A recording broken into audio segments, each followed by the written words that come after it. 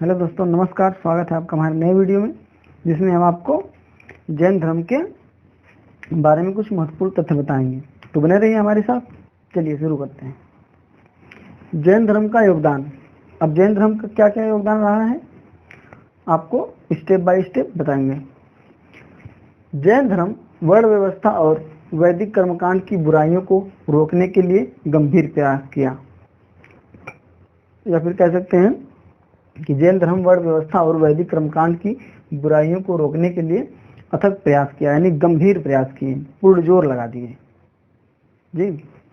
आगे देखिए, जैनों ने मुख्य ब्राह्मण द्वारा संपोषित संस्कृत भाषा का परित्याग किया और अपने धर्मोपदेश के लिए आम लोगों की बोलचाल की प्राकृतिक भाषा को अपनाया। जैन ने मध्यकाल के आरंभ में संस्कृत भाषा का अत्यधिक प्रयोग किया तथा कन्नड़ भाषा के विकास में यथेष्ट योगदान किया। यथेष्ट शब्द का मतलब होता है कि अधिक से अधिक योगदान, अधिक से अधिक, यानी कि यथेष्ट योगदान दिया।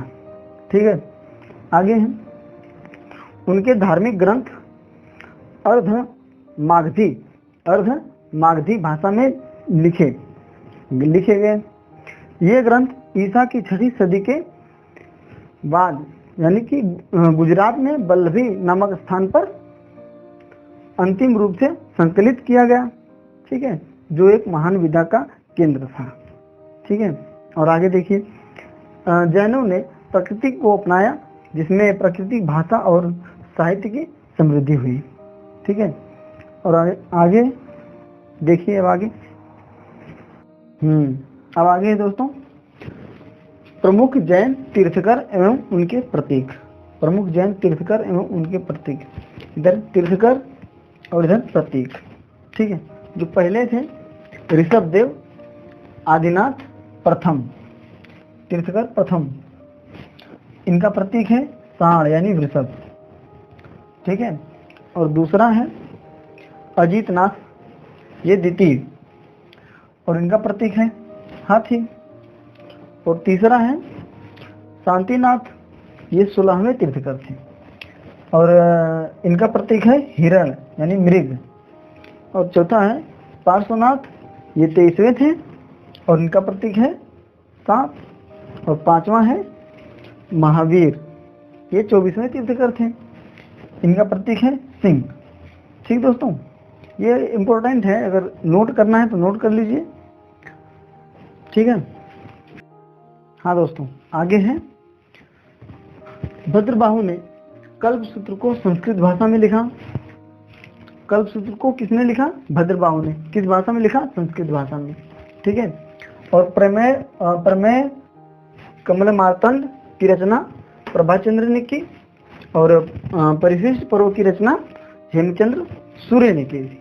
ठीक है, अगला पॉइंट है भगवती सूत्र महावीर के जीवन पर प्रकाश डालता है तथा इनमें 16 महाजनपदों का उल्लेख मिलता है, और जैन भिक्षुओं के आचार व नियमों का उल्लेख आचारांग सूत्र में उल्लेखित है। ठीक है, अगला पॉइंट है जैन धर्म के प्रचार के लिए पावापुरी में एक जैन संघ की स्थापना की गई। ठीक है, और जैनों ने अपभ्रंश भाषा में पहली बार कई महत्वपूर्ण ग्रंथ लिखे एवं इसका पहला व्याकरण तैयार किया। ठीक है, इसमें बौद्धों की तरह जैन लोग भी आरंभ में मूर्ति पूजक नहीं थे। ठीक है, प्रारंभ में ये लोग मूर्ति की पूजा नहीं करते थे। बाद में इन्होंने महावीर व अन्य तीर्थंकरों की मूर्ति व प्रतिमा लगाई और इसकी पूजा करने लगी। ठीक है दोस्तों, अब जैन धर्म तो यहीं पे समाप्त हुआ, और आगे बढ़ते हैं बौद्ध धर्म की ओर। ठीक दोस्तों, अब देखिए बौद्ध धर्म में क्या क्या है। अब आइए दोस्तों गौतम बुद्ध के बारे में देखा जाए। ठीक है, गौतम बुद्ध महावीर के समकालीन थे। समकालीन का मतलब उनके आसपास भी इनका जन्म हुआ। ठीक है, इनके बचपन का नाम सिद्धार्थ था। ठीक है, और इनका जन्म 563 ईस्वी पूर्व में शाक्य नामक क्षत्रिय कुल में हुआ। ठीक है, और कपिलवस्तु के निकट नेपाल की तराई में अवस्थित लुम्बिनी में हुआ था। ठीक, क्षत्रिय कुल में हुआ कपिलवस्तु की निकट नेपाल के तराई में अवस्थित लुम्बिनी में हुआ।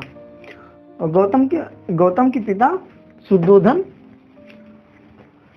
कपिलवस्तु के निर्वाचित राजा और गणतांत्रिक शाक्यों के प्रधान थे। उनकी माता महामाया देवी कौशल राज्य की कोलीय वंश की राजकुमारी थी। ठीक, गौतम गोत्र में पैदा होने के कारण इन्हें गौतमी भी कहा जाता है। नेक्स्ट पॉइंट है, बुद्ध के जन्म के 1 सप्ताह पश्चात इनकी माता महामाया देवी की मृत्यु हो गई और इसलिए इनका पालन पोषण इनकी मौसी के यहाँ हुआ। इनकी मौसी का क्या नाम था? महाप्रजापति गौतमी इनकी मौसी जी का नाम था। ठीक है, अब आगे देखते हैं। हाँ दोस्तों, आगे देखिए।